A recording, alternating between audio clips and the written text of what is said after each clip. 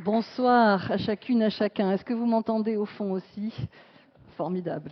Voilà, bienvenue à celles et ceux qui nous ont rejoints. Voilà, bravo à ceux qui sont restés après cet après-midi et qui sont là ce soir. Et vous dire ma joie d'être là. Et voilà, vous avez choisi une conférence au lieu du rugby ou du pape à Marseille. Voilà, vous êtes là, donc c'est très bien, c'est formidable. Merci, merci ce soir.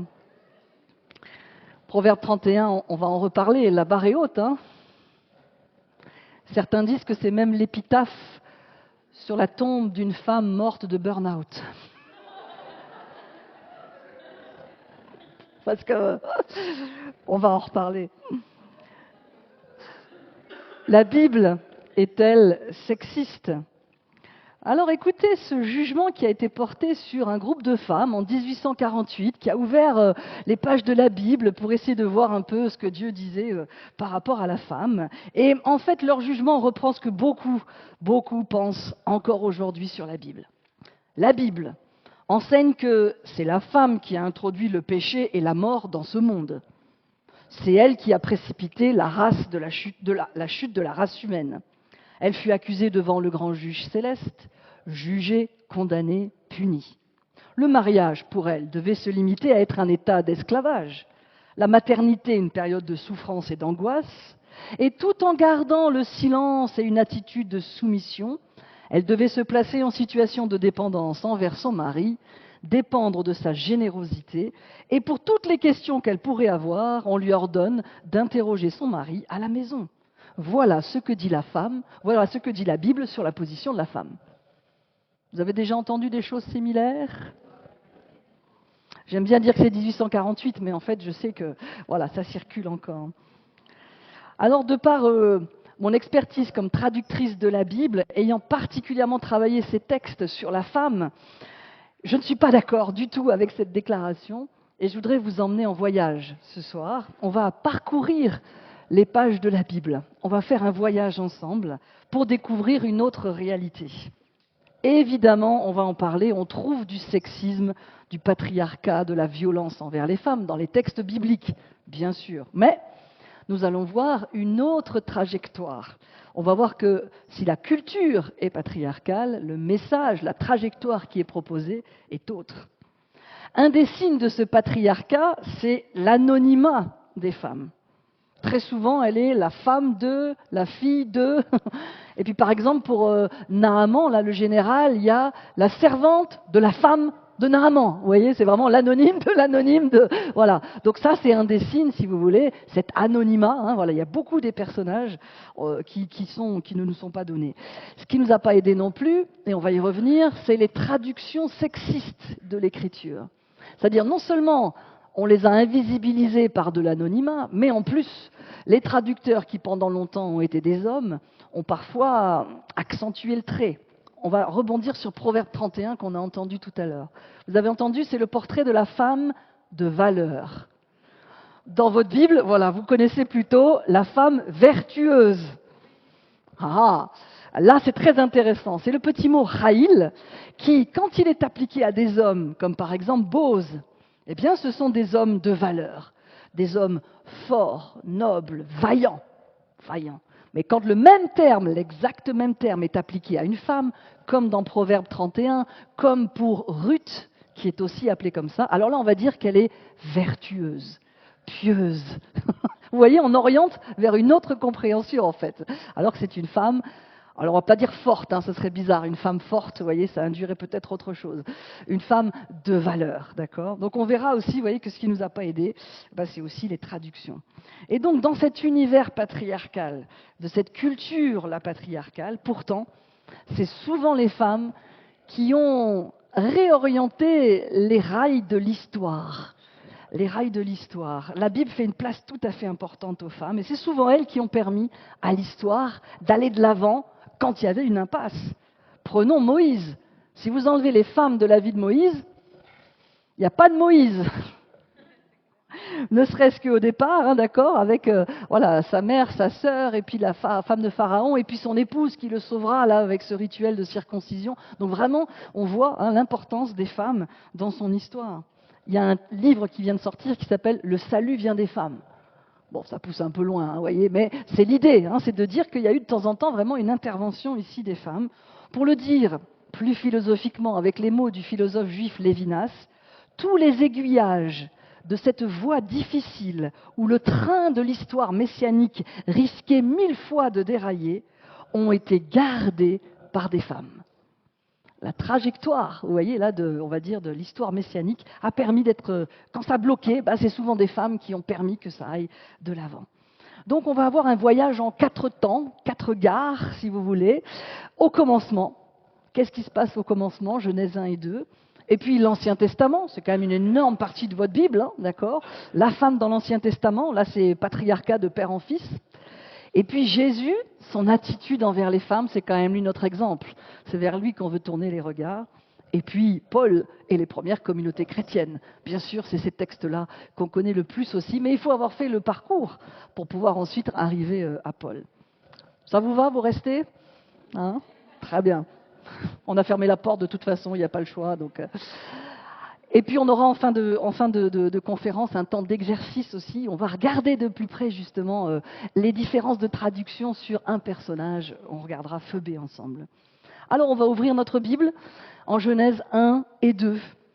Quand on interroge Jésus sur le couple, il répond au commencement. Donc c'est là qu'il faut aller voir si on veut connaître le cœur de Dieu, vous voyez. Et donc là, d'emblée, le texte biblique va nous dire en quoi l'homme et la femme se ressemblent et en quoi ils sont différents. On n'est pas interchangeables. En quoi on se ressemble et en quoi on est différent. Et donc c'est Genèse 1,26 que vous connaissez par cœur, qui dit d'abord du coup notre ressemblance. Dieu dit faisons l'être humain à notre image, selon notre ressemblance, et qu'il domine sur les poissons, etc. Dieu créa l'être humain à son image, à sa ressemblance. Dieu les bénit et leur dit, etc., etc. Ce qui est posé d'emblée, d'abord, vous voyez, ces deux principales ressemblances, les deux sont créés à l'image de Dieu. La première chose qu'on veut nous dire à leur sujet, c'est que les deux sont créés à l'image de Dieu, à sa ressemblance. En hébreu, c'est des synonymes. Ça dit leur égale dignité. La dignité devant le Seigneur égale dignité. Et ici, le mot créer est très important. Dieu créa à son image. En hébreu, le verbe bara, il est très singulier, très spécifique, parce qu'il est réservé à Dieu. On l'emploie seulement pour Dieu, c'est Dieu qui en est le sujet seulement. Et ce qui est spécifique, c'est qu'on l'utilise quand les choses n'auraient pas pu se faire de soi, qu'il y a de vraies ruptures, un saut qualitatif. Et il apparaît 3 fois, à 3 moments clés là, de notre récit de création. Au commencement, Genèse 1.1, vous connaissez par cœur ce verset. Au commencement, Dieu créa le ciel et la terre. Tiens, le voilà, le premier. Vous voyez, on avait le tohu-bohu, et il faut une intervention, un saut qualitatif. Ensuite, avec les animaux au 5e jour, il créa les animaux. Et enfin, avec l'être humain au 6e jour, donc il créa l'homme et la femme à son image, à sa ressemblance. Vous voyez que ce verbe ici, créer, apparaît quand on a besoin de passer une frontière. Passer une frontière, celle qui sépare le tohu-bohu de la vie, le végétal de l'animal et l'animal de l'humain. Ça apparaît vraiment à 3 moments charnières. Mais, il n'est pas présent entre l'homme et la femme. Là, il n'y a pas de saut qualitatif.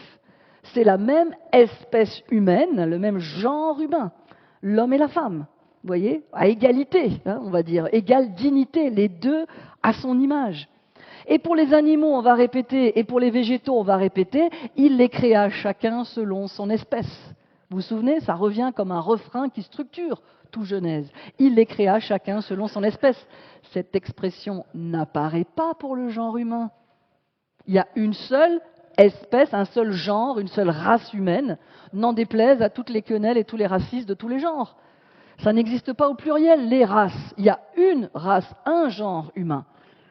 Il n'y a pas écrit chacun selon son espèce. Et donc cette ressemblance, vous voyez, c'est quand même la première chose qu'on veut nous dire.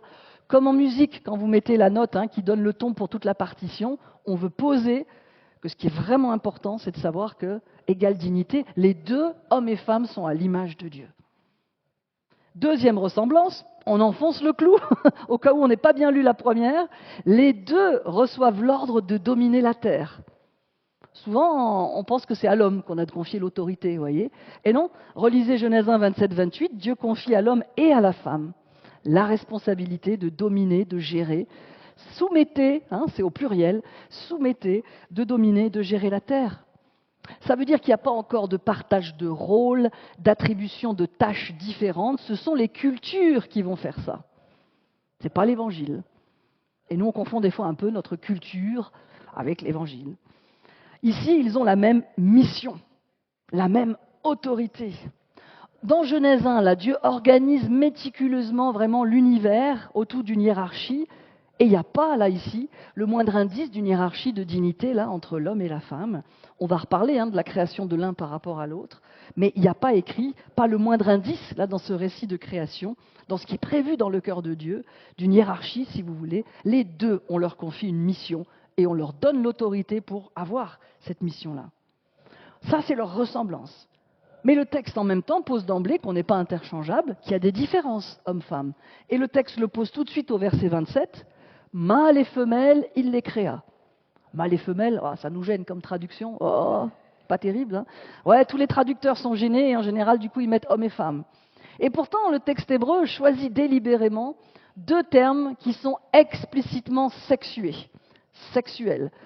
Pour nous montrer que là, leur différence, elle est sexuelle, justement. Mâle et femelle. Mâle, ça veut dire percer. Femelle, ça veut dire pénétrer. Et c'est pour nous montrer, en fait, que, oui, il y aura, dès les premières pages, on nous dit que, sans l'expliquer, il y a une différence entre les hommes et les femmes. Nous, on aimerait un catalogue. Une femme, c'est ça, ça, ça et ça. Et un homme, c'est ça, ça, ça et ça. Ça s'appelle de l'essentialisation. Voilà. Et alors, on coche les cases ou on ne les coche pas. Voyez, une vraie femme, c'est ça, un vrai homme, c'est ça. Eh bien non, la Bible est beaucoup plus, à la fois prudente et intéressante, parce qu'on peut tous s'y reconnaître, du coup, mâle et femelle.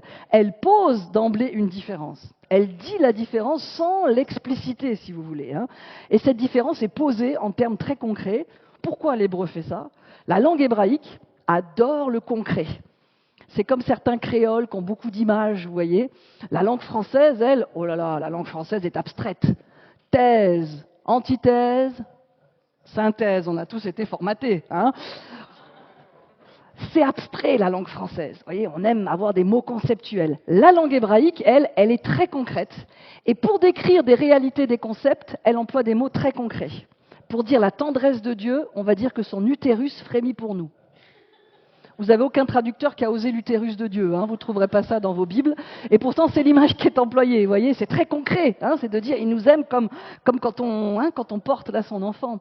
Ben là, pour nous dire que hommes et femmes sont différents, on emploie des mots très concrets, mâle et femelle, vous voyez, sans forcément avoir toutes les explications que nous, on voudrait de mode d'emploi ici.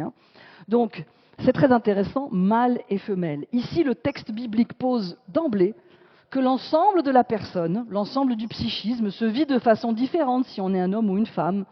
Et donc ça pose une différence, loin des constructions après de la société sur féminin et masculin. Mais le texte nous dit bien que différent ne veut pas dire inégal. Or c'est comme ça qu'on a perçu la différence. Pendant des siècles après, on s'est dit différent veut dire inégal. Vous voyez? Et donc c'est pour ça que notre société, elle va rejeter la différence. Si c'est ça la différence, si différence ça veut dire inégal, et du coup on a rejeté la différence en disant voilà. Mais il y a une autre manière de vivre la différence, et c'est le texte biblique qui va nous la proposer. Il y a une différence et on vit en alliance. L'alliance, elle respecte comment chacun est. On n'a pas besoin d'être autre, vous voyez. C'est l'alliance qui permet à chacun d'être pleinement soi, en fait. Donc ici, c'est très intéressant. On vient de dire donc leur différence et leur ressemblance. À son image, à sa ressemblance, j'en profite pour dire que Dieu n'est pas masculin. Voilà, évidemment, c'est nous qui sommes sexués, c'est pas lui. Dieu, nous dit Jean, est esprit. Donc on ne va pas lui mettre un sexe, on ne va pas lui mettre un genre, on ne va pas lui mettre des oreilles, on ne va pas lui mettre un nez. À chaque fois qu'on nous parle de ses oreilles, de son nez ou de son sommeil, ça s'appelle un anthropomorphisme. C'est une image humaine pour nous parler de Dieu. C'est pareil, il n'a pas de genre, il n'a pas de sexe, il est esprit. D'accord ? On pourra y revenir dans les questions, du coup, pourquoi on l'appelle Père, mais pas parce qu'il est mâle et sexué. D'accord ? Il est Père parce qu'il nous adopte et Père de Jésus-Christ. Donc ici, on revient à Genèse qui vient de nous poser à la fois la ressemblance et la différence. Et il va nous expliquer, le texte, comment on peut vivre du coup ensemble, dans le couple ou dans la société, entre hommes et femmes, alors qu'on est si différents et si ressemblants. Le modèle qu'il nous propose, c'est l'alliance. Le modèle qu'il nous propose, c'est d'être des vis-à-vis, égaux mais différents. Et on le voit dans le verset capital de Genèse 2,18. On le lit à tous les mariages, et c'est le moment où la mariée regarde ses chaussures et attend que ça passe. Le Seigneur Dieu dit, il n'est pas bon pour l'homme d'être seul, je vais lui faire une aide, voilà, qui lui soit accordée. Aïe, aïe, aïe. Alors voilà un mot bien fourre-tout, une aide, qui a porté l'idée que finalement, la femme, son but, ça va être d'être au service de son mari. Elle lui repassera les chemises pendant qu'il progresse dans sa carrière. Voilà, elle sera une aide pour lui. Vous voyez, et du coup, et on va se dire, mais c'est écrit. Vous voyez, c'est écrit. Là, c'est une traduction sexiste. En effet, les traducteurs ont pris un raccourci, si vous voulez. C'est la mauvaise compréhension là, de cette traduction qui ne nous a pas aidés. L'hébreu nous dit ici, l'homme et la femme vont être Ézer kenegdo l'un pour l'autre. Le voilà, le Ézer. Ézer, vous le connaissez dans Ebenezer, Eliezer, c'est un très beau mot, Ézer. Donc l'homme et la femme vont être Ézer kenegdo l'un pour l'autre. Comment on fait pour savoir le sens d'un mot ? C'est pas au feeling. Ah, moi, ce mot-là, je le sens bien, je pense qu'il veut dire ça, j'aime pas cette traduction-là. Non, non, non, non, on fait ça sérieusement. On fait une étude de mots. On prend le mot, en hébreu ou en grec, et on regarde partout où il est employé pour savoir comment le traduire. Et là, on le fait pour Ézer, et on a un choc. Dans l'immense majorité des cas, c'est Dieu qui est Ézer pour nous. Et en général, on traduit secours, salut, soutien. Dieu, tu es mon Ézer. Tu es mon salut, mon soutien, mon secours. Et c'est ce mot-là qui, en général, est appliqué pour Dieu, qui est employé pour la relation qu'il va y avoir entre l'homme et la femme. La femme vient secourir l'homme. Mais de quoi il avait besoin d'être secouru ? De l'entre-soi, de la solitude. On a besoin d'altérité. C'est le mot chic pour dire la différence. Voilà. On a besoin du différent. Et l'homme ne pouvait pas être avec les animaux, c'est pas un bon vis-à-vis, c'est pas une altérité, c'est pas une altérité qui construit. Mais l'homme et la femme vont être l'un pour l'autre, ce vis-à-vis, vous voyez, qui secourt. J'ai besoin d'être secouru de l'entre-soi. Donc déjà, premier mot, Ézer. Et puis alors le deuxième, kenegdo ici. Kenegdo, c'est comme en face de lui. Lui correspondant. Kenegdo, d'où les traductions de vis-à-vis, qui lui correspond. Dedans, il y a le verbe nagad, communiquer, parler, donc c'est en se parlant qu'ils vont se construire et être un vis-à-vis l'un pour l'autre, mais aussi, kenegdo, front à front. Ils sont l'un en face de l'autre, front à front, il y a de la résistance. Il y a de la résistance. On est en train de nous dire qu'il y aura du conflit. On est avant Genèse 3, on est avant la chute. Nous, on pense toujours que le conflit, c'est une mauvaise chose, en fait, et que c'est après la chute. Mais non, le conflit, il peut être positif s'il est l'expression d'un désir, d'une peur, vous voyez. Le problème, c'est le conflit qui dégénère en guerre. Mais le conflit, quand il est l'expression de désir et de peur, alors il est tout à fait constructif. S'il n'y a pas de conflit, c'est qu'il y en a un qui étouffe l'autre, en fait, vous voyez. 50 ans de couple sans nuages, quel désert, quoi. Vous voyez, Donc, le conflit ici, ils sont front à front, et il va y avoir du coup de la résistance, et c'est ça qui va faire qu'ils se construisent et qu'ils sont un vis-à-vis. D'où la traduction dans la Nouvelle Français courant.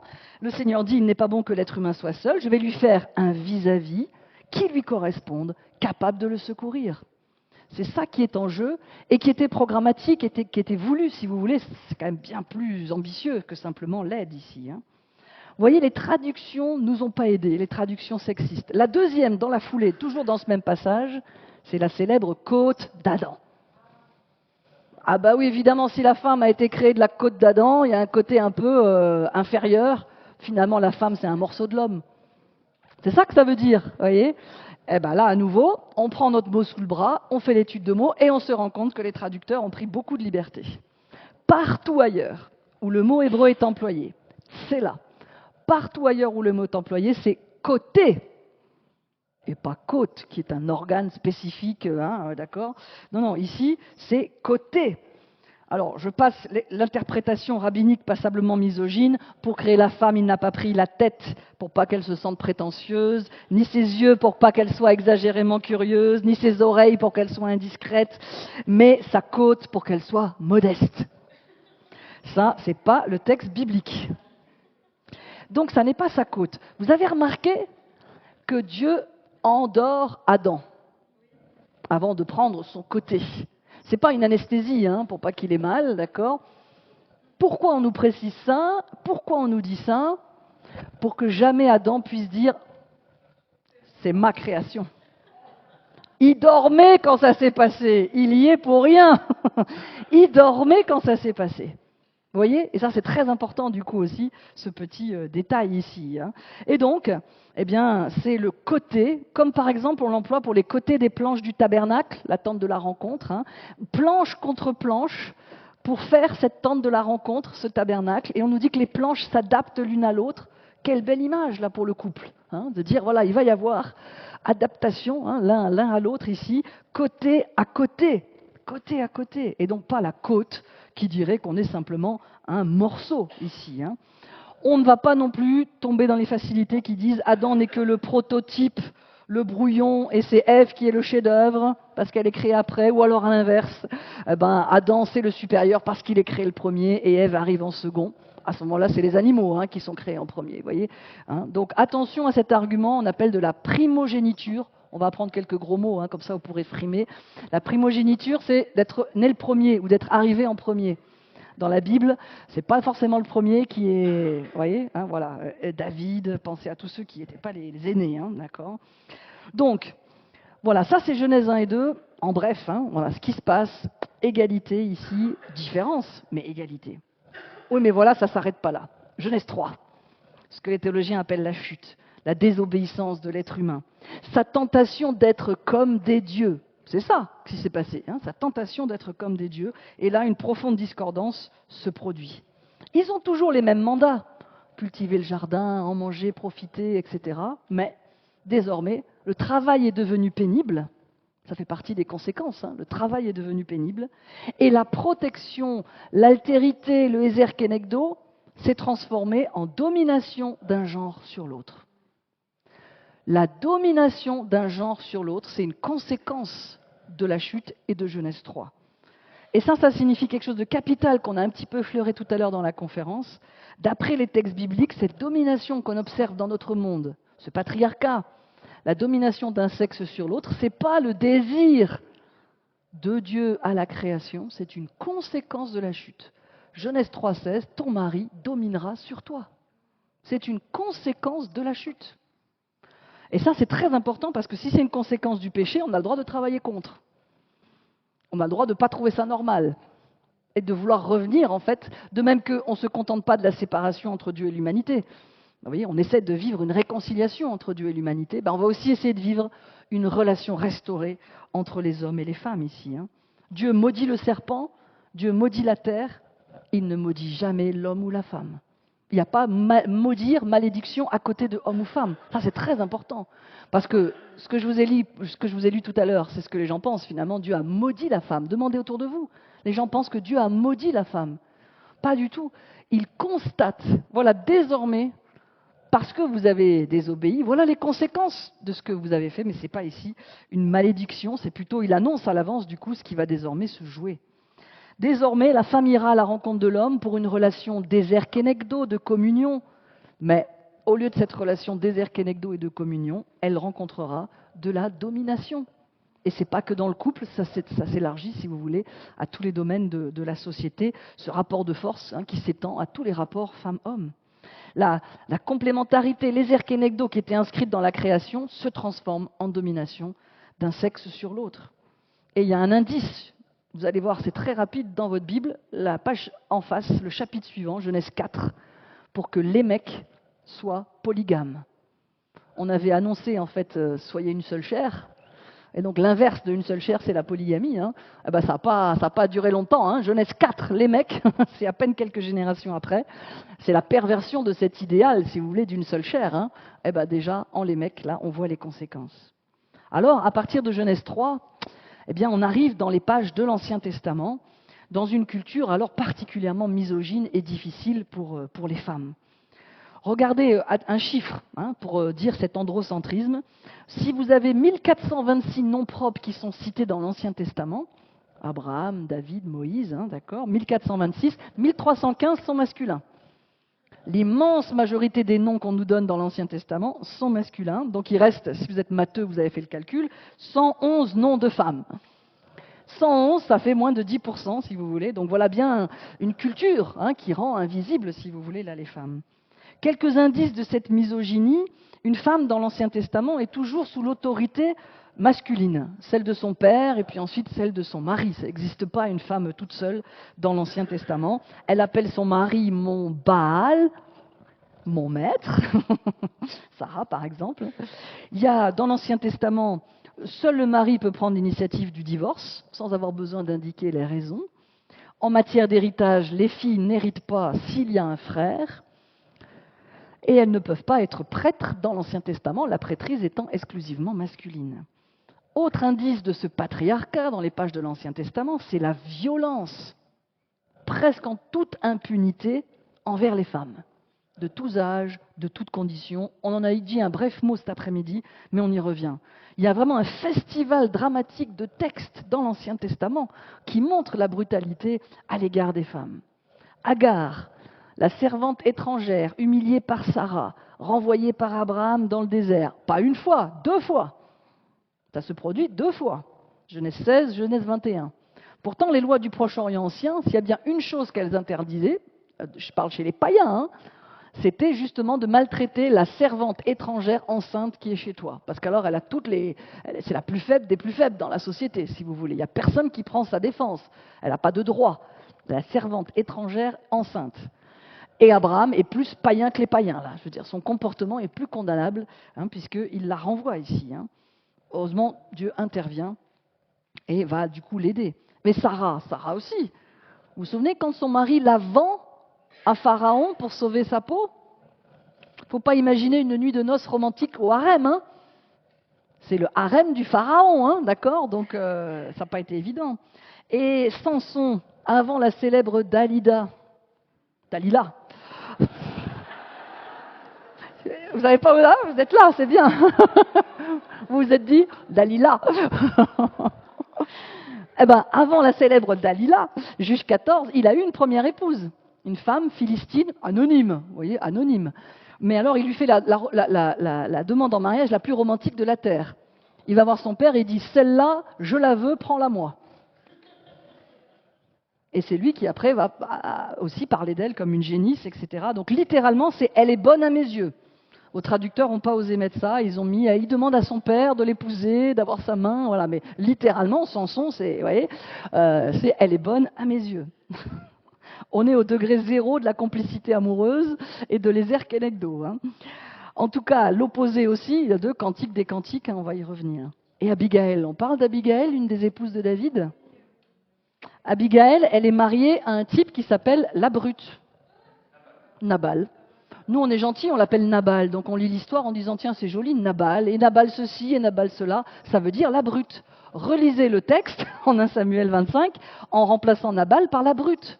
Vous verrez que cette pauvre femme, elle était mariée à un homme donc brutal. Que tout le monde savait, même les serviteurs vont la voir elle quand il y a un problème, parce que lui, vraiment, ça ne va pas du tout. Il est dur, méchant, malfaisant et porté sur la boisson. Vous voyez?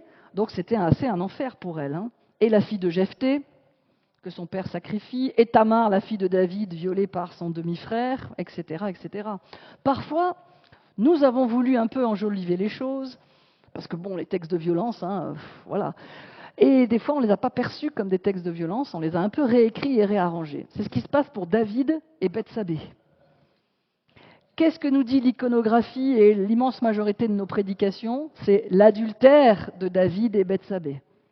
Pas du tout. Reprenez le texte. Où est son consentement à Bethsabée? Elle n'a pas vraiment eu le choix. Les soldats du roi viennent la chercher et l'emmener dans la chambre de l'homme le plus puissant de la planète. Vous dites quoi? Vous voyez, où est son consentement? Elle ne sera jamais incriminée. Elle est toujours présentée comme la femme du riz. Même dans la généalogie de Matthieu, elle continue à être présentée comme la femme du riz. Et quand on nous la décrit en train de se baigner, alors l'iconographie vous la montre très sensuelle, aguichant David, pauvre David, aguiché par la femme tentatrice. Attendez, le terme hébreu qui est employé là, c'est qu'elle faisait son bain de purification rituelle.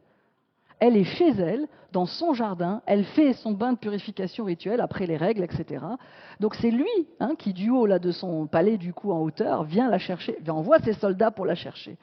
D'ailleurs, regardez Nathan quand il vient lui faire la morale, il compare Bethsabée à une brebis qui a été prise par l'homme riche. Vous voyez, elle est tout à fait innocente. Mais nous, du coup, on en a fait une relecture, c'est un adultère. C'est pas du tout un adultère, c'est le viol de Bethsabée par David, un homme puissant. Vous voyez. Donc, on passe peut-être l'histoire la plus sordide, c'est Juge 19. Un jour où vous êtes de bonne humeur et où il fait beau, vous lisez Juge 19 parce que faut pas lire ça un soir de pluie et d'hiver. C'est la concubine du Lévite violée toute la nuit par des voyous, puis découpée en morceaux par son mari. Bon, là c'est le paroxysme. Juge 19, c'est le paroxysme. Mais c'est intéressant parce que, vous voyez, on a Juge et juste après dans notre Bible on a Ruth.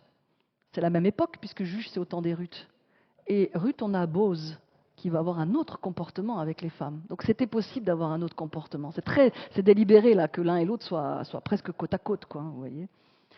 Donc ici, on a malheureusement rien de nouveau sous le soleil, vous voyez, comme dit l'Ecclésiaste. Même les abus sexuels, on a dans le texte biblique des personnes en situation d'autorité et de responsabilité qui profitent de leur situation. C'est les fils d'Élie, Élie, H-E-L-I, pas le prophète, qui du coup abusent sexuellement des femmes qui viennent accomplir leur service à l'entrée du temple de Silo. Donc, vous voyez, malheureusement, rien de nouveau sous le soleil. On a déjà là des responsables qui font n'importe quoi. Une société violente. Même quand on a un couple, on a l'impression que ça se passe bien dans l'Ancien Testament. Ils sont très rares, vous pouvez les compter sur les doigts d'une main. C'est dans un contexte, un arrière-plan en filigrane très violent.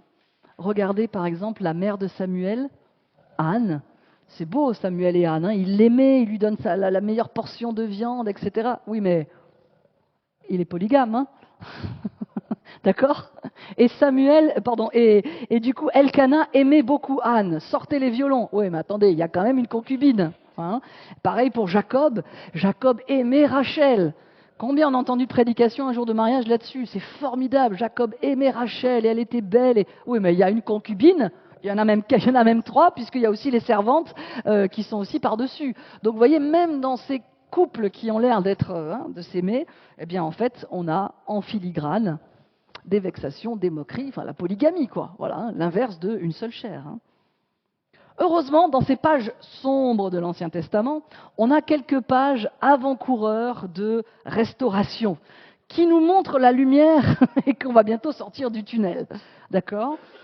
On a des femmes de valeur qui renversent le cours de l'histoire. Rahab, qui protège les espions. Esther, qui sauve son peuple de l'extermination. La femme avisée qui sauve toute sa ville en face du général Joab.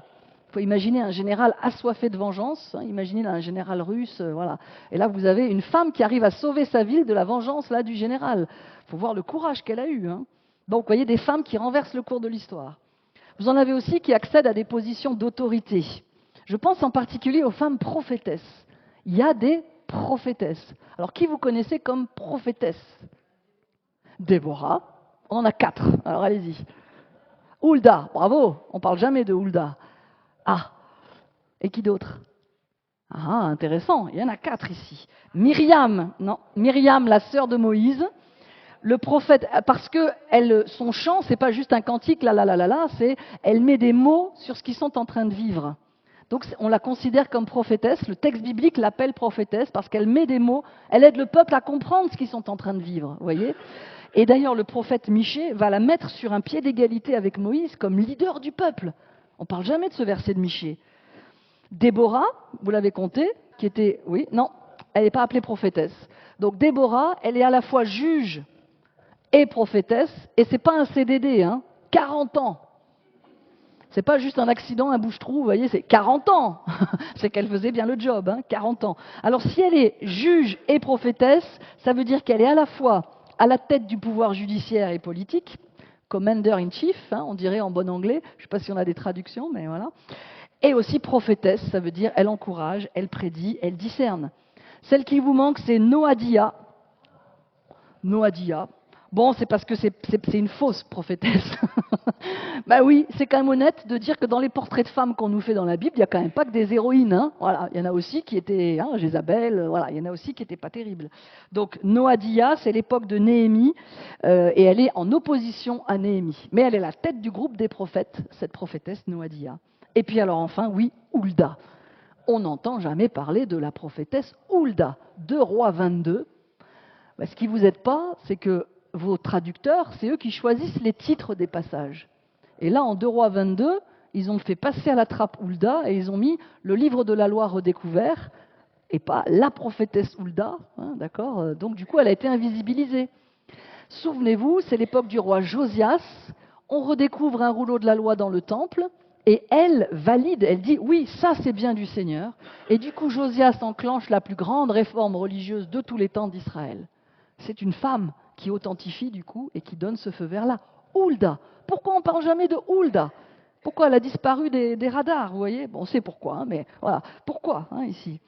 Donc, voyez un petit peu de lumière dans cet Ancien Testament qui est quand même très patriarcal. Et dans le Nouveau Testament. Alors, comment ça se passe dans le Nouveau Testament ? Jésus va inaugurer une nouvelle ère où les relations femmes-hommes se veulent réconcilier. Pourtant, le contexte juif de l'époque n'est pas vraiment propice aux femmes.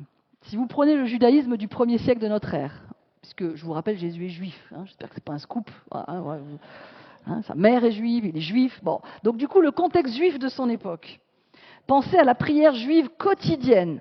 Un juif pieux, ce qu'il se dit tous les jours comme prière, béni soit-il, qui ne m'a pas fait païen, béni soit-il, qui ne m'a pas fait femme. Et tous les jours en se levant, c'est la première chose qu'on dit, merci Seigneur de ne pas être une femme. Ça vous dit le contexte, d'accord ? Quand on voit comment le Christ se conduit avec les femmes, on se rend compte qu'il est un modèle toujours inégalé dans ce domaine. Il ose aller vers elles. Il les prend pour amies, pour interlocutrices, pour missionnaires. Il discute théologie avec elles. Il a une attitude incroyable, une impressionnante liberté. Il les traite avec respect, avec dignité, égalité. Jamais vous le voyez les traiter dans une catégorie à part. Ah oui, non, toi tu es une femme, donc je reviens tout à l'heure, vous voyez ? Non, vous ne le voyez jamais les traiter dans une catégorie à part. Donc une attitude exemplaire, pleine d'audace par rapport à l'époque. On reverra beaucoup d'exemples demain, teaser, ici même, prédication sur Jésus et les femmes. D'accord ? On prendra du temps pour explorer justement ces rencontres de Jésus avec les femmes. Mais par exemple, il ose appeler une femme qu'il guérit, qui était malade, courbée depuis 18 ans, fille d'Abraham. Fille d'Abraham. Mais ça, c'est un truc qui n'avait jamais été employé. Fils d'Abraham, ça on connaît, ça c'est courant, fils d'Abraham. Mais au féminin, jamais personne avant lui n'avait dit fille d'Abraham. Ça veut dire, toutes les promesses d'Abraham sont aussi pour toi. Tu es bien-aimée de Dieu, fille d'Abraham. Alors Jésus, il ose avoir des femmes disciples. On imagine surtout Jésus avec des hommes, les 12, etc. Mais dans les 70, il y a des couples qu'on envoie. Dans les 70, vous avez aussi dans les femmes qui sont autour de lui, alors le verbe qu'emploie le grec, c'est qui l'accompagne, qui le suivent, mais c'est le verbe technique pour dire le discipulat. On a Jeanne, on a Suzanne. Elles sont tout le temps là avec lui. Alors certains disent, ah bah oui, il fallait bien que quelqu'un fasse l'intendance. Mais là, on va plus loin que le texte. D'accord ? C'est des femmes de cour, c'est-à-dire qui ont vraiment du prestige, de l'argent, des moyens, et qui, du coup, l'accompagnent. Il prend le temps de les enseigner, de discuter théologie. Alors c'est Marthe, c'est Marie, c'est la Samaritaine. Il choisit comme premier témoin de la résurrection une femme. Non mais quelle idée ! À l'époque où le témoignage des femmes n'est pas pris en compte, n'est pas valide. Marie de Magdala. Il choisit comme premier témoin de la résurrection Marie-Madeleine. Oui, mais la culture bien misogyne, comment elle a reçu ce texte-là ? Quelle est la seule chose dont on se souvient pour Marie ? Pleurer comme une... À la trappe, l'apostolat et le témoignage de Marie. Mais par contre, ses pleurs, alors ça...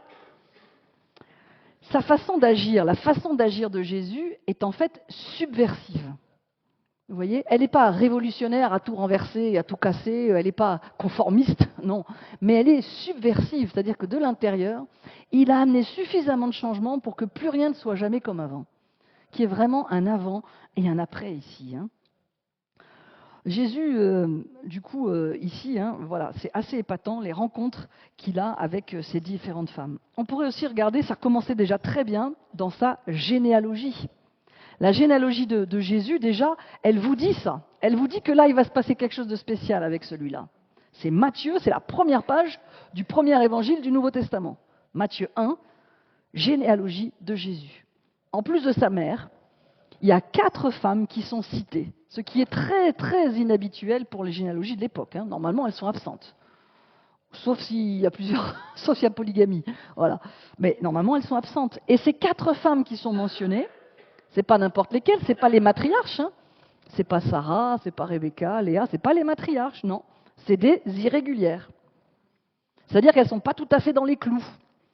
Tamar, qui couche avec son beau-père, Rahab, la prostituée, Ruth, qui se retrouve veuve et qui était étrangère, et Bose, la femme d'Uri, violée par David. Elles sont pas dans les clous. Elles ne sont pas dans les clous de la loi, si vous voulez, dans l'ordre établi. D'accord ? Oui, pardon, la femme d'Uri, je voulais dire, voilà, j'ai zappé une virgule. Donc je reprends Tamar, Rahab, Ruth et la femme d'Uri, Bethsabée. D'accord ? Donc elles ne rentrent pas dans les clous de l'ordre de la loi établie, et en plus elles sont toutes étrangères. Elles sont non juives. Tamar et Rahab sont cananéennes, Ruth est Moabite, c'est pas n'importe quelle étrangère, c'est vraiment les... D'accord ? Et Bethsabée, l'épouse d'un Hittite. Donc ça, c'est très intéressant. Alors, nous, on est très injustes parce qu'on leur a donné un petit nom à chacune et on se souvient d'elle que comme ça. Rahab, la prostituée. Et c'est le tout de Rahab. On se souvient que de ça. Alors qu'évidemment, elle est beaucoup plus ici. Tamar, celle qui couche avec son beau-père. Non, son geste n'a rien de lubrique. Il est le signe d'une détermination, d'une droiture. Elle veut que justice lui soit faite. Elle a droit à la justice et elle se bat pour que justice soit faite. Elle a l'audace, si vous voulez, de vivre pour qu'il y ait justice, au mépris de sa peur, au mépris d'une certaine morale. Donc vous voyez, nous on a étiqueté un peu facilement là, ces femmes en les réduisant du coup à une seule chose, alors qu'elles sont beaucoup plus que ça. Donc ces femmes-là, ces 4 irrégulières, elles ont en commun en fait chacune d'avoir recherché une justice supérieure. Et donc, c'est des leçons de justice supérieure. Mais en tout cas, c'est comme si, dès les premières lignes de l'Évangile, on nous disait « Ah, là, avec celui-là, ça va être spécial. » Ces 4-là préfigurent les engagements quasi révolutionnaires de Jésus, si vous voulez. Et malheureusement, l'histoire va montrer que ce souffle, cet élan transformateur, libérateur de Jésus-Christ, va tourner court assez vite. Et du coup, la subversion dont je vous parlais, Jésus qui subvertit, qui essaie de changer le système, c'est une autre subversion qui va avoir lieu. C'est Jacques Ellul qui l'a pointé dans son excellent livre « La subversion du christianisme ». Et il montre comment l'évangile a été tordu. L'évangile qui disait, il n'y a plus ni homme ni femme, qui disait cette égalité femme-homme, que Jésus incarne dans son ministère, est tordu en à nouveau une inégalité entre les hommes et les femmes. Le christianisme devenu puissance, pouvoir, va jouer contre la femme. C'est une subversion, une perversion.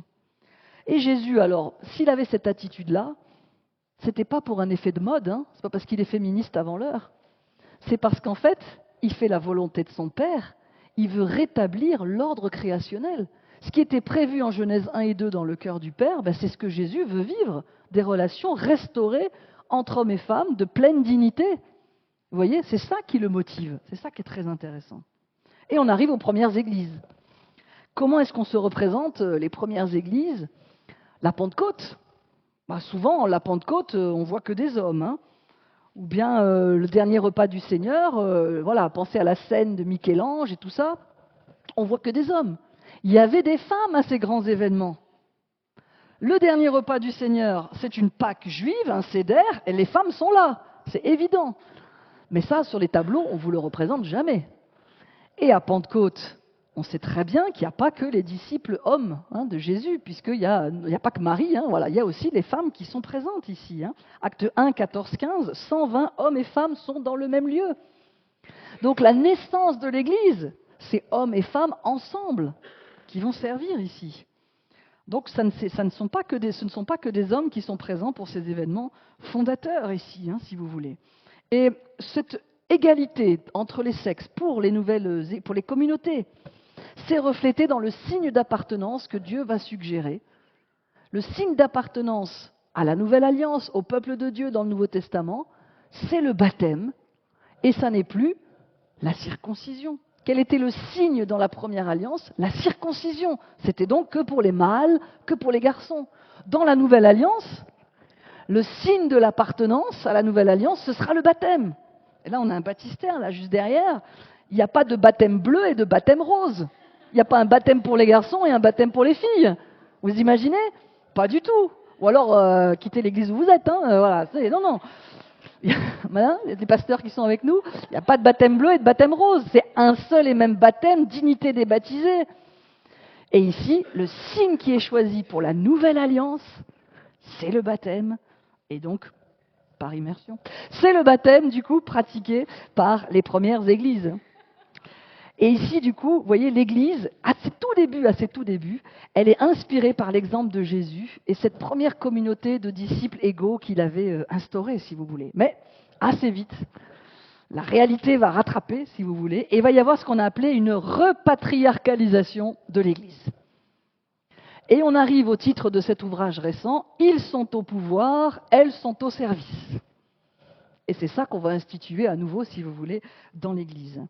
Tant qu'il y a un phénomène qui a particulièrement accéléré ça, c'est quand on a quitté les églises de maison pour aller dans des églises bâtiments. Ça a vraiment basculé les choses.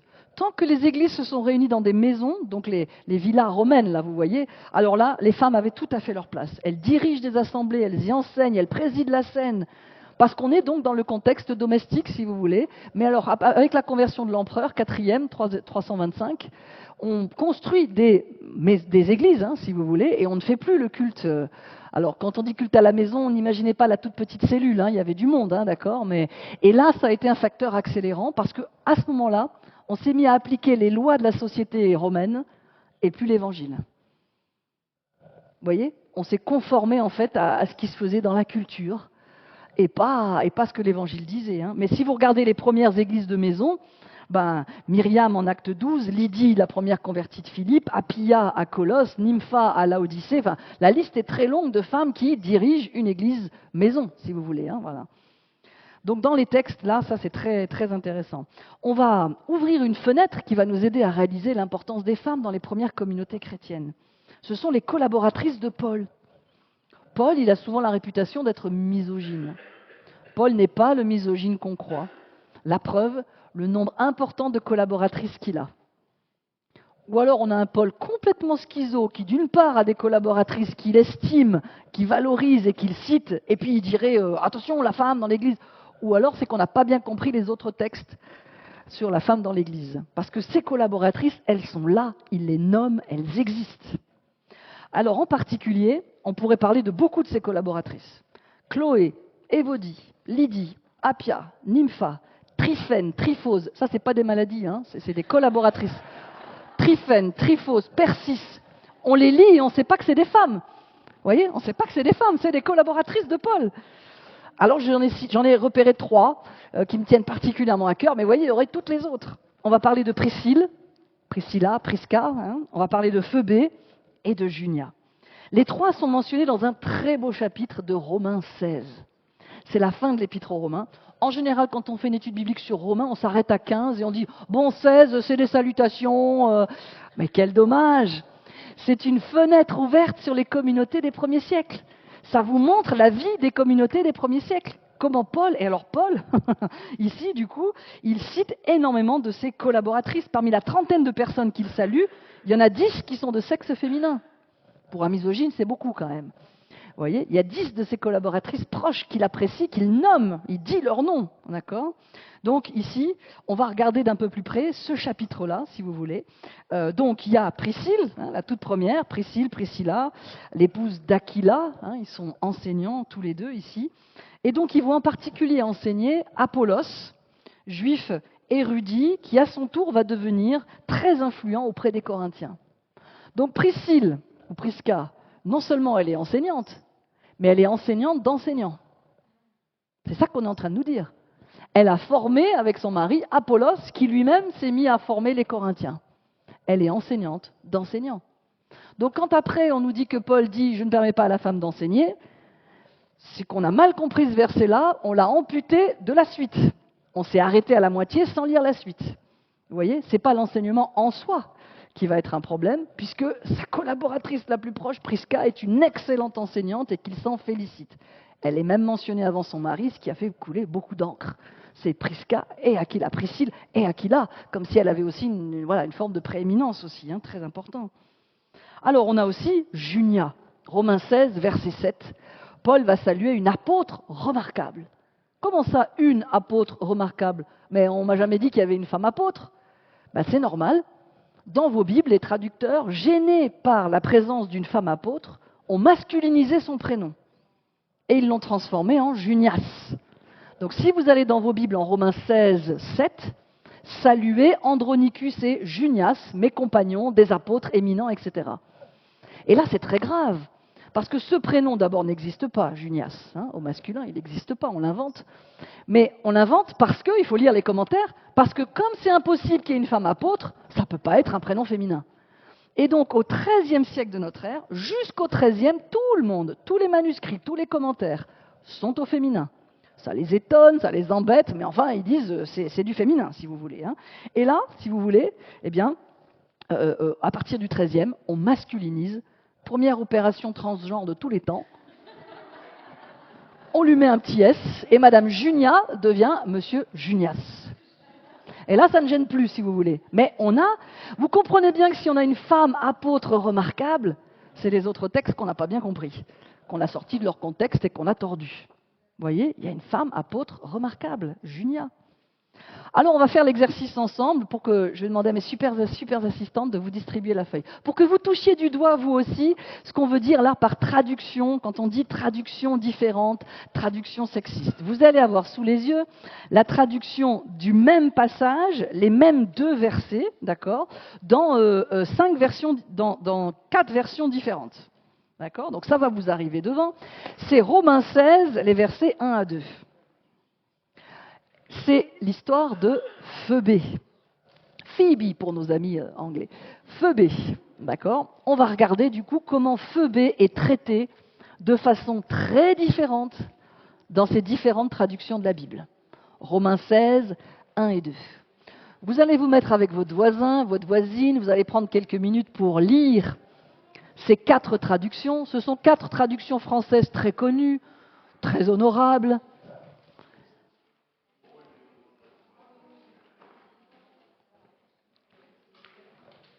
Alors voilà, on prend quelques minutes pour regarder comment Phoebe est présenté dans ces 4 traductions. Est-ce que vous avez l'impression qu'on parle de la même personne ? Comment le même mot est rendu de façon différente ? Alors on va partager, s'il n'y en a pas assez, on en prend un pour 2. Vous partagez avec votre voisin pour que tout le monde en ait une ? Voilà. Osez en prendre une pour 2 et puis... Voilà, prenez quelques minutes pour regarder comment est traité Phoebe.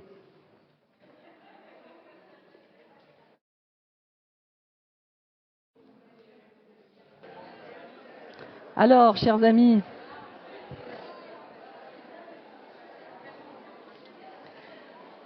je vous invite à terminer votre conversation.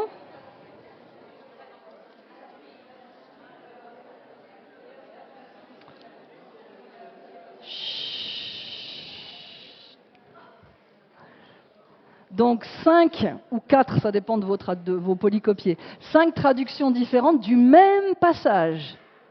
Est-ce que vous avez l'impression qu'on présente la même personne ? Alors Phoebe, est-ce qu'elle est diaconesse, responsable, servante ou ministre ? Ça ne vous dit pas la même chose. Est-ce qu'elle fait le café à la fin du culte ou est-ce qu'elle prêche ? D'accord ? Vous voyez que ça véhicule pas ça véhicule pas tout à fait la même chose. Et puis pourquoi est-ce qu'il faut lui venir en aide ? Parce qu'elle a donné aide à plusieurs ? Parce qu'elle a été une protectrice ? D'accord ? Ou, vous voyez, pourquoi est-ce que ce ne sera pas du tout non plus les mêmes raisons ? Ce sont les mêmes termes grecs qui ne sont pas du tout rendus de la même manière et qui font que Phœbé est passé inaperçu. Certaines traductions, vous voyez, parlant d'elle comme servante qu'il faut aider, bon d'accord, parce que voilà. Mais, ou alors si vous dites qu'elle est ministre et qu'elle a été protectrice, alors ça lui donne une place vraiment prééminente dans cette église-là. Ce sont les choix des traducteurs qui ont mis Phœbé sous le boisseau. Vous voyez? Donc l'antidote, c'est pas de brûler vos Bibles. L'antidote, c'est de comparer plusieurs traductions. Quand vous achoppez sur un passage, quand vous sentez que là il y a un truc, il faut oser comparer plusieurs traductions. Et souvent, voilà, on arrive à avancer un petit peu plus en comparant plusieurs traductions, évidemment. Alors ici, le mot qui est employé, qui est traduit diaconesse, responsable, servante, ministre, c'est le diakonos en grec. Si on dit diaconesse, on est totalement anachronique. Parce que les diaconesses, c'est un ordre qui est créé beaucoup plus tard, 3/4e, d'accord ? Mais pas à cette époque-là, si vous voulez, d'accord ? Donc, en général, c'est un mot qui est employé pour tous les collaborateurs de Paul, Sylvain, Tychique, Archippe, tous, d'accord ? Et donc, ils annoncent la parole. Ici, c'est lié à l'église de Sancrée, c'est à côté de Corinthe, si vous voulez, d'accord ? Et donc, elle a sans doute joué un rôle significatif dans l'annonce de l'évangile dans toute cette ville-là. On pense que du coup, elle a été, c'est aussi un mot qui nous dit intermédiaire, que c'est elle qu'il salue en premier, c'est la première qu'il salue là dans toutes les salutations de Romains, et que donc c'est elle qui aurait porté la lettre aux habitants de Rome, aux Romains. Ça ne veut pas dire être la factrice. Quand vous portez la lettre à l'époque, c'est très important, et c'est pour ça qu'il la saluerait en premier, c'est que vous la lisez à voix haute et que vous répondez aux questions. Vous vous rendez compte qu'on parle de l'épître aux Romains quand même là, l'épître majeure, d'accord ? Et donc c'est à une femme qu'il la confie ici et qui lui donne ça. Et puis, pourquoi il faut lui venir en aide ? Parce qu'elle a été prostatiste envers beaucoup. C'est un terme en tout cas qui nous dit du prestige, une autorité, un dirigeant. On le dit de ceux qui dirigent la scène, par exemple. On le dit de celui qui préside. Et donc, eh bien, on le dit aussi d'une patronne dans le sens du patronage, quelqu'un qui fait bénéficier d'autres de son carnet d'adresses et de sa maison, d'accord ? Sans doute, elle est veuve. Les lois qu'on a redécouvertes de l'Empire romain de cette époque disent qu'une femme veuve romaine, elle pouvait disposer de sa maison, de ses biens, etc. Donc, on en a plusieurs. On a aussi Lydie, on a plusieurs femmes comme ça qui ont l'air d'être tout à fait indépendantes, dans le sens, voilà, elles ont des moyens et elles les mettent au service de l'Évangile ici. Et donc, eh bien ici, les titres qui sont donnés à Phœbé nous disent bien qu'elle est dirigeante d'église, ministre de la parole, une patronne, c'est la patronne, si vous voulez, dans sa communauté. Et c'est les traductions quand même sexistes ici qui n'ont pas aidé à prendre la pleine mesure de qui elle était. Vous voyez, Phœbé. Paul apprécie son ministère et aussi celle de toutes les autres qu'on a dit, Tryphène, Tryphos, Persis, et puis Priscille, et puis Junia, et puis il apprécie et il le dit. Et il le dit, il se montre très positif sur leur ministère, il ne fixe aucune condition, aucune limite sous prétexte qu'elles sont des femmes. Il les félicite d'être ses collaboratrices. Et voilà un chapitre qui nous donne donc l'ensemble de Romains 16, vous pourrez lire, une perspective très rafraîchissante sur les toutes premières communautés chrétiennes, les toutes premières églises, si vous voulez, ici, du 1er siècle. Donc, ces traductions sexistes, j'ai tout un chapitre dans La Bible est-elle sexiste ? Parce qu'il n'y a pas que dans le Nouveau, l'Ancien aussi. Il y a tout un chapitre par lequel je commence, en fait, ici. C'est vrai qu'à une époque où la femme était reléguée au second plan dans la culture, les traducteurs, enfants de leur époque, ont cru voir dans les textes bibliques une confirmation de ce qui se vivait dans leur société. Or, c'était l'inverse. Il y avait dans les textes bibliques, en filigrane, des trésors d'égalité. En commençant par Genèse 1 et 2, des trésors d'égalité. Mais leurs lunettes culturelles ne leur permettaient pas de les voir. Aujourd'hui, quand on parle d'égalité femmes-hommes, pas d'interchangeabilité, mais d'égalité, ce n'est pas un effet de mode, ce n'est pas le monde que nous importons. Non, c'est l'inverse, c'est qu'en fait, nous redécouvrons ce qui était présent. C'était présent dans les textes, ce regard très positif porté aussi sur la femme. Mais la culture faisait qu'ils avaient des lunettes qui leur empêchaient de les voir, si vous voulez, d'accord ? Et donc, il y a eu une patriarcalisation de l'Évangile. Une patriarcalisation de l'Évangile. Aujourd'hui, où la société a évolué, et ben donc on se rend compte, on revient à ces textes-là et on se rend compte qu'ils sont porteurs en fait d'égalité. On va prendre un autre exemple très important au niveau des traductions. C'est le mot grec anthropos, qui veut dire être humain, homme, femme. Vous le connaissez dans anthropologie, par exemple. Le grec a la possibilité de dire soit l'homme, le mâle, il a un mot pour ça, soit l'anthropos, l'homme et la femme. Et il choisit si c'est l'un ou l'autre. Ce qui fait que l'auditeur grec, quand il lit Paul ou qu'il entend Jésus ou qu'il entend, voyez, il sait tout de suite si c'est l'homme mâle, comme dans la multiplication des pains, il y a 5000 hommes, sans compter les femmes et les enfants, ou si avec le mot anthropos, les femmes sont aussi incluses et comprises. Il n'y a aucune ambiguïté pour l'auditeur du 1er siècle. Et nous, il y a beaucoup d'ambiguïté puisque nos traducteurs ont décidé qu'on pouvait tout traduire pareil par homme. Même quand il y a anthropos, même quand les femmes sont comprises, on dit qu'on rend homme parce que, vous vous souvenez de la règle de grammaire qu'on a appris quand on était plus jeune, ça embrasse toutes les femmes. Mais du coup, moi quand je lis, je veux savoir, je veux dire si, enfin moi quand on lit, d'accord, et qu'on veut savoir, et si on n'a pas accès au grec, ben, on tombe sur un passage, surtout sur la place de la femme dans l'église, et on voit homme partout. Alors qu'en fait, Paul n'avait pas du tout cette ambiguïté, il disait anthropos. Alors je donne 2 exemples très importants sur l'enseignement, justement. 2 Timothée 3,17. C'est juste avant qu'il a dit que toute écriture est inspirée de Dieu, et il ajoute « Ainsi, l'homme de Dieu se trouve parfaitement équipé pour accomplir toute œuvre bonne. » Ah bon, donc c'est les hommes qui sont équipés pour... Non, non, non, non, non, le grec a anthropos. Toute personne, l'humain, la personne, l'homme, la femme, les femmes aussi sont équipées pour accomplir toute œuvre bonne. Vous voyez, par les dons donnés. On ne s'improvise pas ceci ou cela, c'est par les dons que Dieu nous a donnés. D'accord ? Mais donc c'est très intéressant.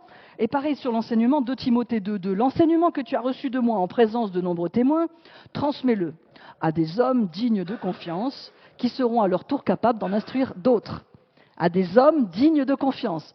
Donc quand je lis ça en 2 Timothée, je me dis l'enseignement, c'est des hommes, par des hommes, pour des hommes. C'est normal que la femme ne puisse pas enseigner. Et là, on va vous dire, c'est écrit noir sur blanc. Oui, mais ce que tu me montres, c'est du français. Et ça n'a pas été écrit en français. Donc ici, il faut... Pardon. Et donc ici, il faut pouvoir aller voir le grec, ou quelqu'un qui connaît le grec, et qui dit « Ah mais non, là c'est le mot anthropos.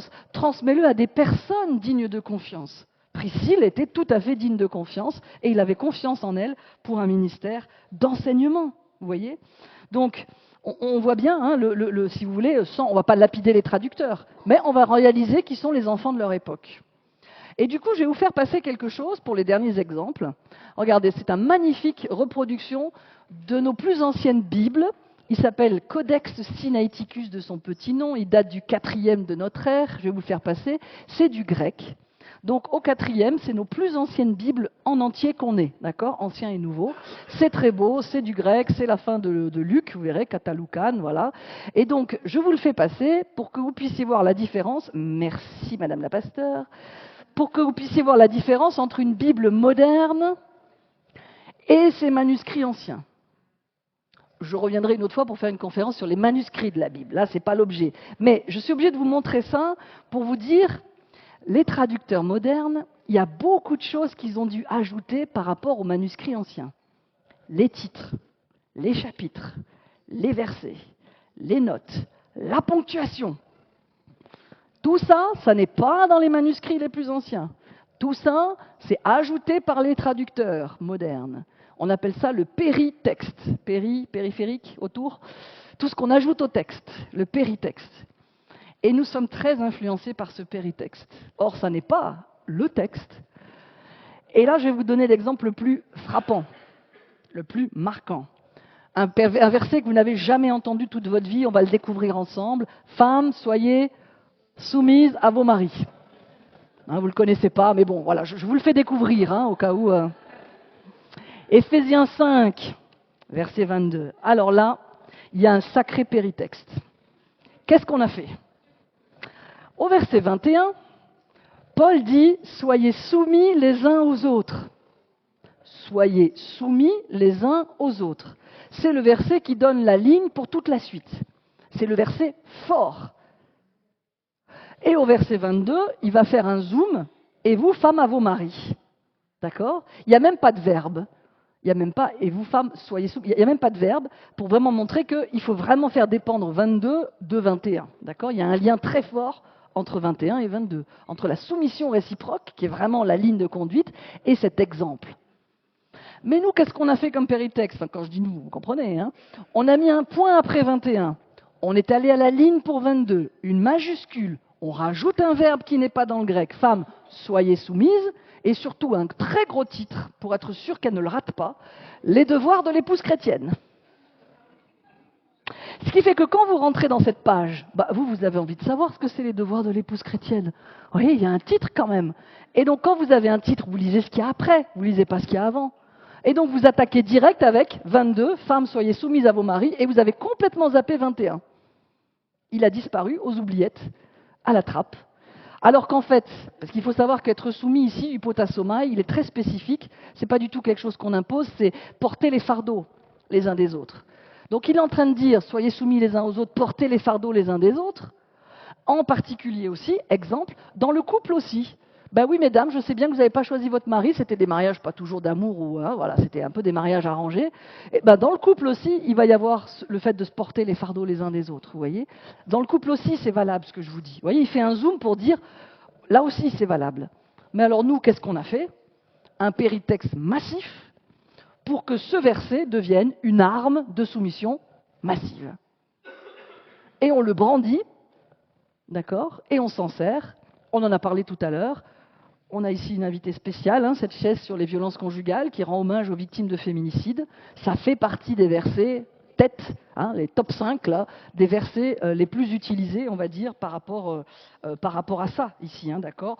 Ça a légitimé le viol conjugal, la maltraitance psychologique, etc. On leur rabâche que la femme soit soumise à son mari. Et du coup, on comprend mal ces passages, et on va légitimer des choses tout à fait illégitimes, tout à fait pas légitimables. Pendant que le manuscrit circule, un autre élément de ce péritexte, vous aurez remarqué, ceux qui l'ont vu, il n'y a pas de titre.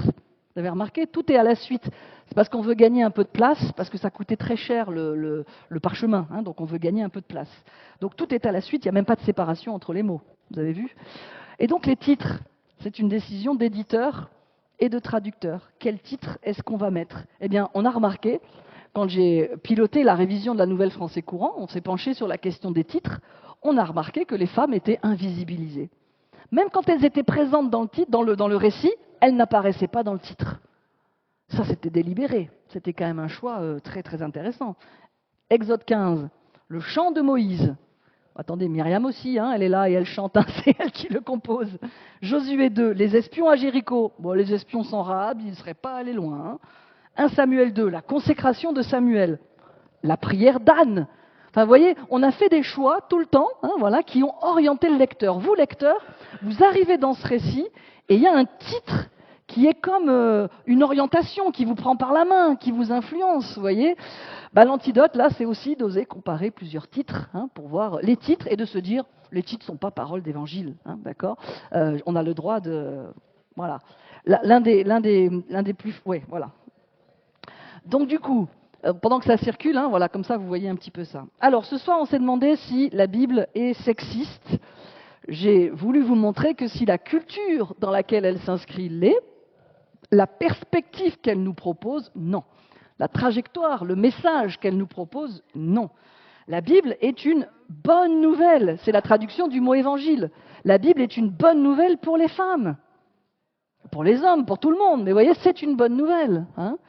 Mais le nombre de femmes découragées par ces textes et qui se disent, là, il y a un hiatus entre ce que je connais de Dieu et ce qu'on me dit là dans les textes. Il n'y a pas de hiatus, il est cohérent. Il est cohérent. Et ici, du coup, le message global du texte est positif, libérateur, et on voit bien que du coup, cette domination d'un sexe sur l'autre qu'on voit encore dans certaines cultures, c'est bien une conséquence de la chute du péché et pas le désir créationnel de Dieu au commencement. Dieu créa l'homme et la femme à sa ressemblance, à son image, et il leur confie la gestion de la terre. C'est ce que Paul résumera de façon si forte en Galates, il n'y a plus ni homme ni femme. Il ne veut pas dire qu'on est interchangeable, mais il veut dire qu'aux yeux de Dieu, là, il y a vraiment une égale dignité. Pas de baptême bleu et de baptême rose ici. Donc, cette affirmation, vous voyez, de cette pleine égalité, peut-être une image de Paul pour nous aider à comprendre. Vous savez que Paul, en Corinthiens, il dit que l'Église, c'est comme un corps, que la main n'est pas le pied, qui n'est pas l'œil, et qu'on a besoin de chacun et des uns des autres. Eh bien, disons que l'Église, pendant des siècles, elle n'a pas utilisé la moitié de ses membres, les femmes, elle était hémiplégique, paralysée de moitié. Paralysée de moitié, pas étonnant qu'elle n'ait pas pu faire le job, hein, si vous voulez, voilà. Hémiplégique. Alors on va dire qu'elle est dans une phase de rééducation, très lente, très progressive, mais on a tous envie d'y participer ici. Hein, voilà, on a tous envie de participer à cette rééducation. Et je salue en particulier ce qui se passe dans l'Église catholique aussi, la réflexion sur la synodalité, hein, la place de la femme. J'aurai le privilège en octobre prochain d'être invitée au synode. Ils invitent quelques rares non catholiques et moi du coup je serai présente comme femme. Mais je sais que c'est un des sujets aussi qui discutent. Mais on peut voir la paille chez eux, voyons aussi la poutre chez nous, hein, la discussion qu'on doit avoir sur ces sujets-là aussi dans nos églises. Et cette discussion, elle n'est pas pour suivre l'esprit du temps, parce que ça se fait, parce que le monde le fait. Non, non. Moi, c'est dans les textes bibliques que je vais puiser ma motivation. C'est à la lumière du comportement de Jésus, à la lumière des textes bibliques, que j'ai cet enracinement et cette conviction qu'aux yeux de Dieu, hommes et femmes sont ensemble pour le servir. Amen. Amen. Alors, je voudrais terminer par une histoire non biblique cette fois-ci. Comme ça, vous pensez aux questions, hein, vous pouvez penser à vos questions déjà.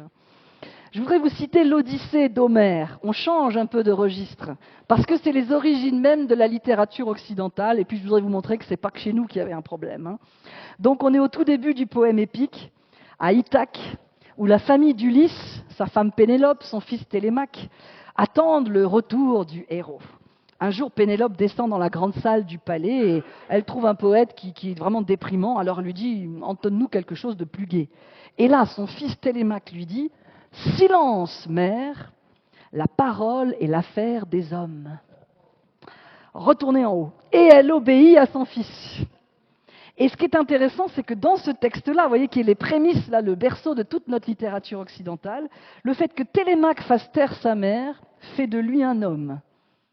Il devient un homme parce qu'il a fait taire, du coup, ici, sa mère. Donc, réduire les femmes au silence comme signe fort d'une identité masculine ici. Hein. À nous de quitter ces matrices, on va dire, patriarcales de l'Odyssée. Et je pense que cette soirée, j'espère, y a contribué. Je vous remercie de votre attention.